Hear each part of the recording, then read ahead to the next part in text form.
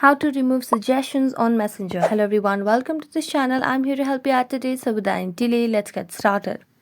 So first of all, launch the Messenger application on a device and make sure that you've logged into your account. Then tap on the menu section at the bottom right corner of the screen. So let's tap on menu and select on the settings option. As you tap on settings, scroll down to the very end where you can see the option of account center. So tap on account center. Scroll down again and tap on your information and permissions under account settings. So let's tap on it. And here you can see the option of upload contacts at the bottom of the screen. Let's tap on it and select on your Messenger profile.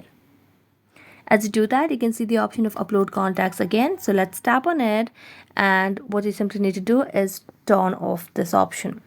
So as you turn off the upload contacts, it will turn off or remove the suggestions on Messenger as well.